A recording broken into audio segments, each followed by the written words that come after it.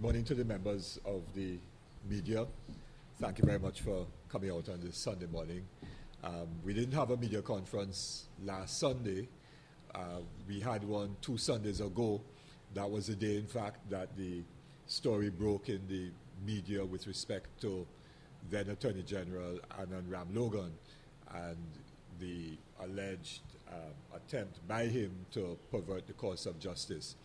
So in the last 2 weeks, of course they say in politics a week is a long time, but the last 2 weeks certainly seems to have been almost like an eternity. Last Monday we had a media conference outside the AG's office insisting that he be fired or resign. That took place later that evening.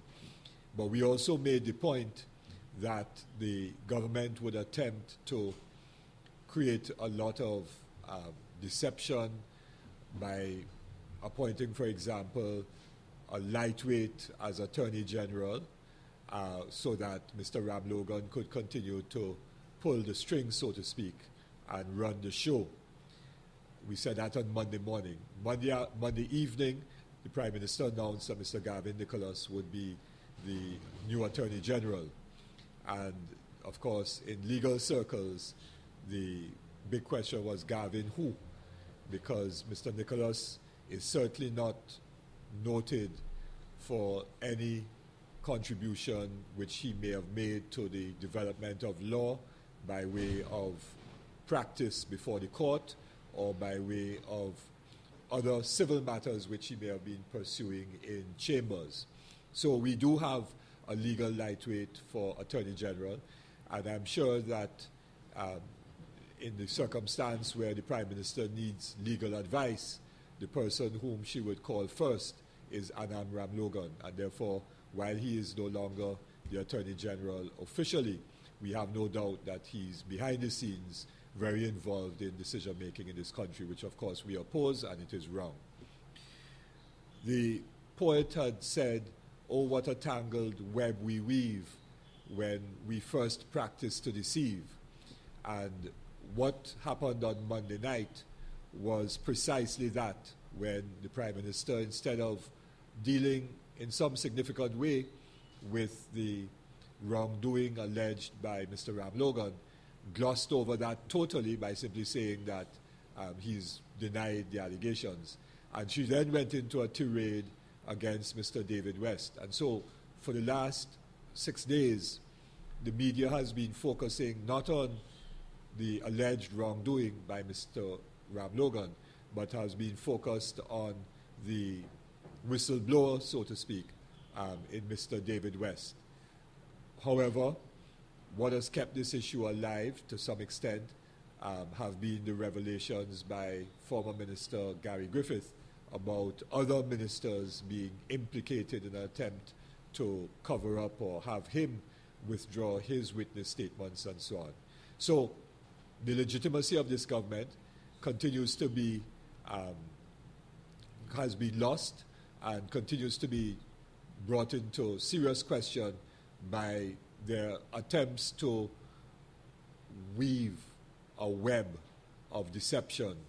And once you attempt to weave a web of deception, then ultimately you get tangled up in it. And that is precisely what is happening. They're totally entangled.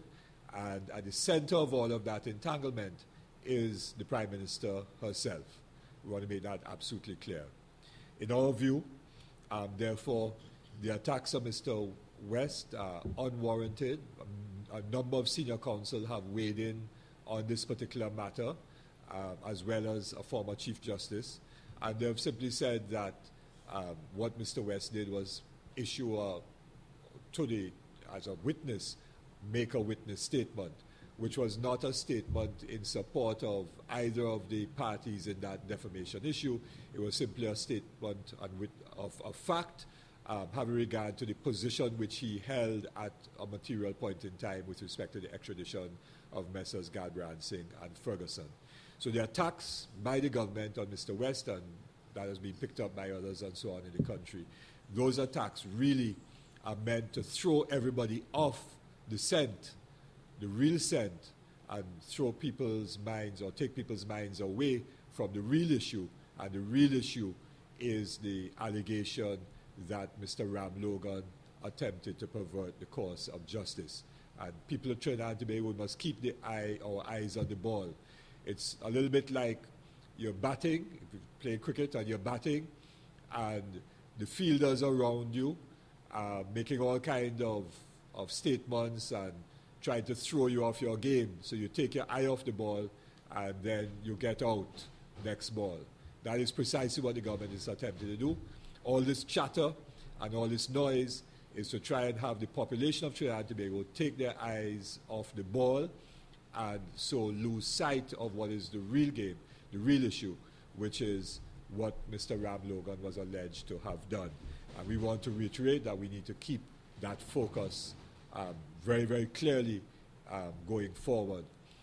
We have no doubt that there will be very many more allegations being made in the very near future because of the nature of this government. This government was always about manipulation, about the abuse of office, manipulation, trying to use the loopholes of the law and so on. And quite clearly, therefore, more is going to come to light. And we expect that virtually every Monday morning, there will be surfacing in the media some issue or some allegation which simply will further undermine whatever little legitimacy the government may have. So that is very clear in our view. And the issue for the people of Trinidad and Tobago has to now be, what do we want going forward as a country? And central to that has to be the issue of leadership. What kind of leadership has the vision? Who are the leaders that have a vision for Trinidad and Tobago? A vision of a society that is, first of all, based on policies that have nothing to do with ethnicity. So we need to have a society that factors such as race, religion, gender, age, where you were born, geography, and so on, are not important. That what is important is that every single citizen is equal under the law in Trinidad and Tobago, and that every single citizen is treated fairly and equitably, and that the resources of the country serve the common good and not benefit a few, whether those few be an elite group of business people or whether those few be corrupt persons in government who use the resources of state and abuse the resources of state for their own personal gain. So that we have to have a clear vision for Trinidad and Tobago, and we need leaders who can articulate that vision and have the programs and policies to bring that into being, and also are able to bring about consensus and build bridges across the very many different sections of our national community. We need leaders who are prepared to stand up not only for what is right, but to defend the voiceless, to fight against all kinds of injustice, and particularly the injustice that affects the most vulnerable and the powerless and the voiceless in our national community. And that is central to where we are now. And that is why the MSJ has said repeatedly that we need a revolution of the mind, so that citizens move away from the old politics of race and so on, and move to the politics of what is truly in their interest, and support what is their interest. And their interest is to have a society which is fair, which does not discriminate, where there is equity and justice for all. We also therefore need to address all the institutions of state that have been collapsing and bring about the Second Republic. That is the central issue for us in Trinidad and Tobago at this moment. And we are sure that as a number of the Calypsonians sang yesterday in Skinner Park, that the people are moving in that general direction.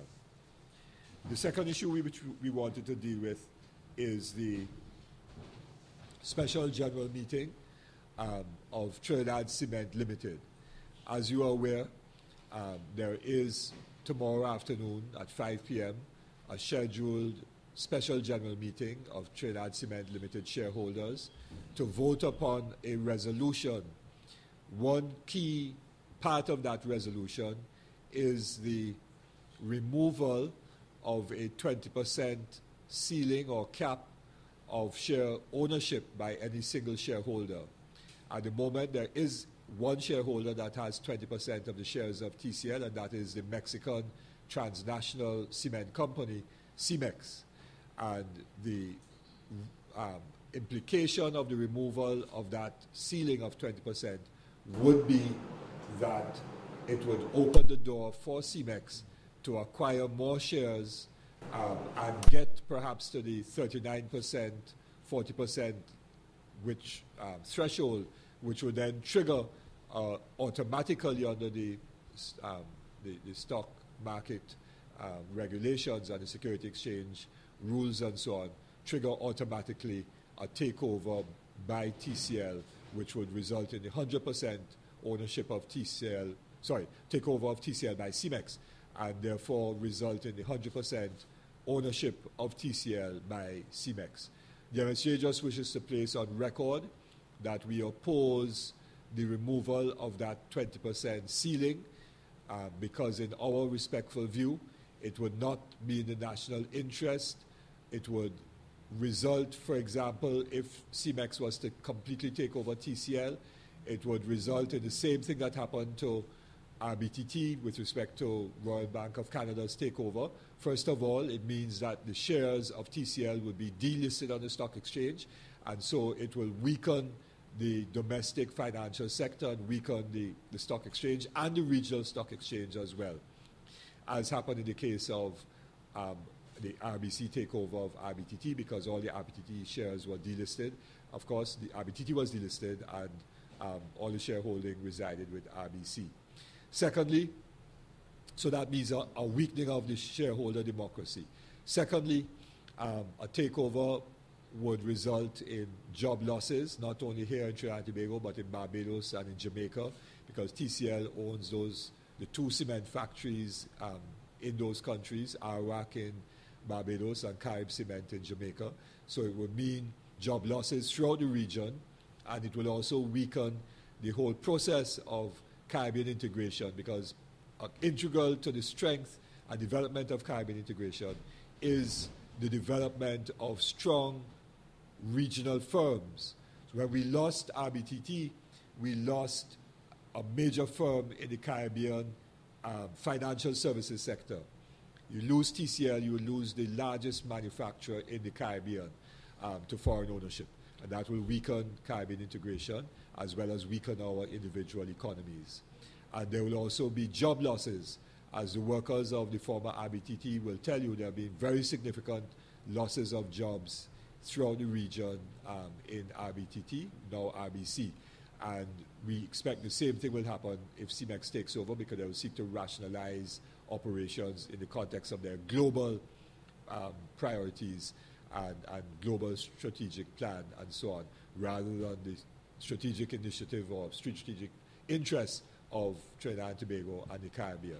So for all of those reasons, and there are more, we oppose the resolution for the removal of that 20% cap, and we wanted to place that on record because we do not agree with the loss of important assets that have been acquired by people in the region, in Trinidad and Tobago in particular, over a long period of time.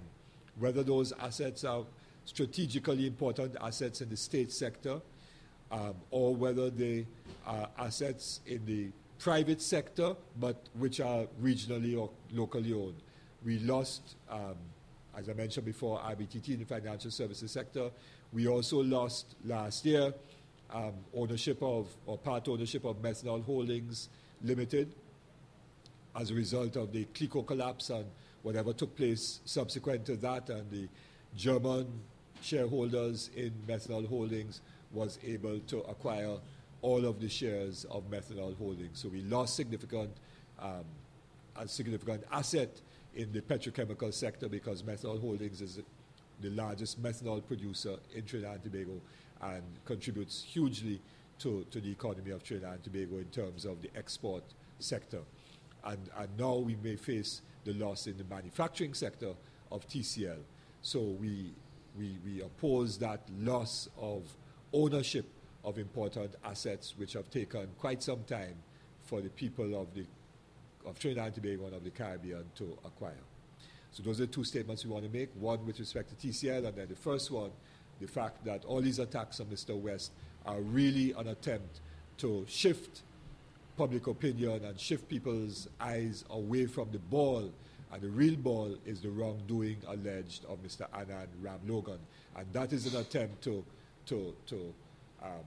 deodorize, if you wish, the UNC government so that they are not under the microscope, and the microscope is shifted elsewhere. We want to keep the microscope very firmly focused on the UNC government and on Mrs. Prasad Bissessar in particular.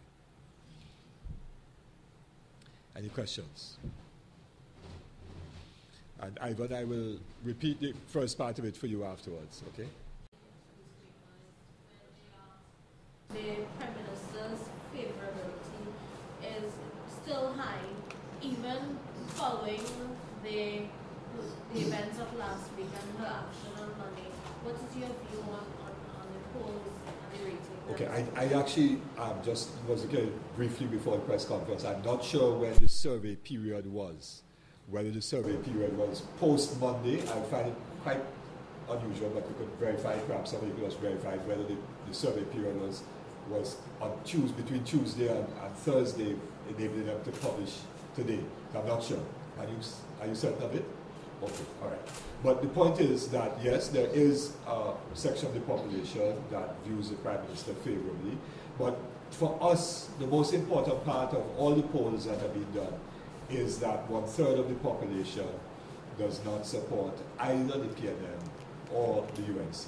That is really the significant thing for us, that this country is perhaps divided into 3 equal parts.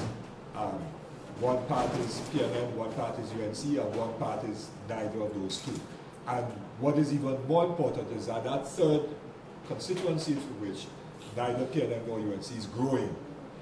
And in the context of a viable option, a real alternative, we believe that that third area will grow even larger, that some sections of the PNM and UNC will actually hive off from their party of choice at the moment and move towards something that is viable.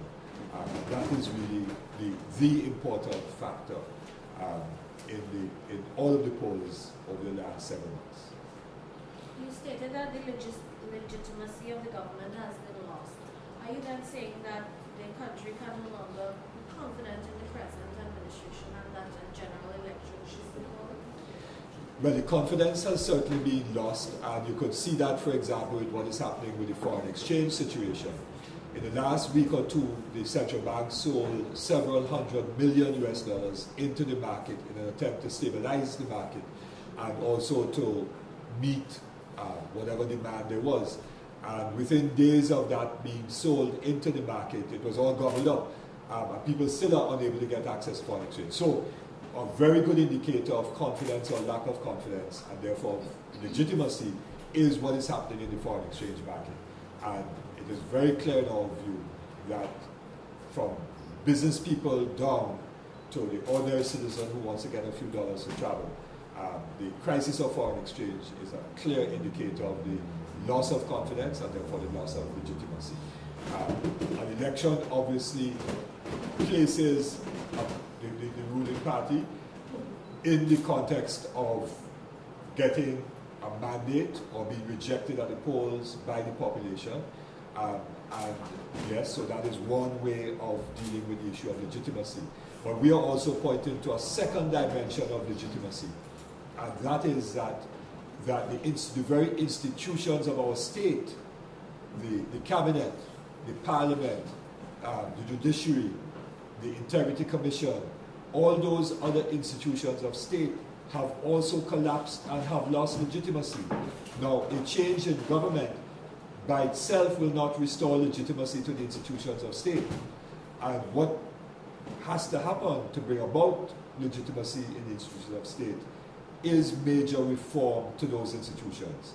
What we are saying is the Second Republic. In other words, the objectives set out in the preamble to the Constitution are very laudable, and we hold to that. We agree with those objectives. But the objectives are not being met by the mechanisms which the Constitution has established in terms of the institutions. And therefore we have to make changes to those institutions so that people will then feel confident that the institutions are working for them. You see, those institutions were set up before independence, and in many instances have not changed, or the additions to them have been additions, but have not reformed the issue of people, those institutions serving the interests of ordinary people. And so you have a situation where the court system, the parliament, ordinary citizens feel that they don't get justice. There's no sense of justice by the ordinary man and woman in Trinidad and Tobago from the institutions of state. And until we change that, we will continue to have the crisis of legitimacy in the country. Maybe just a follow-up to Rishna's question regarding the poll this morning on the paper. MSJ is treated 1% in the polls. What was your personal take on that at MSJ leader? Yeah, we are not in a popularity contest. What we are about is bringing about real change. We are about offering leadership that is real, not leadership based on mamagai and promises and the illusion of a campaign with plenty money and nice pretty manifesto and hundreds of $millions of advertisement. That is not what we are about. That's a popularity contest. What George Lamming, the celebrated novelist, called the cockfight of Westminster type politics in the Caribbean, which is a cockfight where the two leaders fight it out in the Guyana, so to speak. That's not what we are about. And so that does not bother us.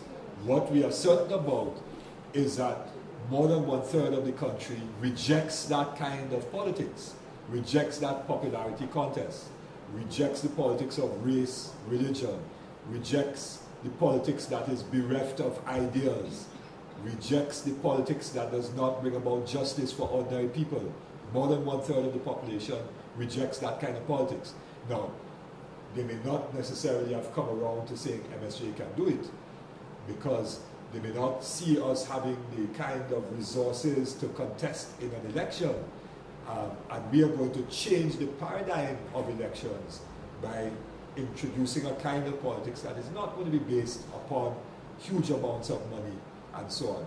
And after Carnival, you will start to see some of that happening, and then we will look at see what the polls say after that. And David, do you as rated so low in the survey, you all intend to? After Carnival, you will see some major announcements, some major things happening with respect to myself and the MSJ. Okay? All in good time, I know. So we hope to see a merger with the PNM. Sorry? We hope to have a merger with the PNM. A what? A merger with the PNM. A coalition with the PNM. You see something that is very different, something that responds to the interests of ordinary men and women who feel a great sense of injustice in this country, and something that stands for integrity, good governance, and real change, not illusion, not exchange, real change. Are you rebranding the MSJ? It's not a matter of rebranding, that's what MSJ has always been about. I know the other people will want to leave, so why let's continue on. The first point you wanted to bring that in this. Well, I think we're they want to pack up, so that if they start packing up, then the noise is going to interfere. They were in the same place I'm going to. We're trying. That's why you're reaching again.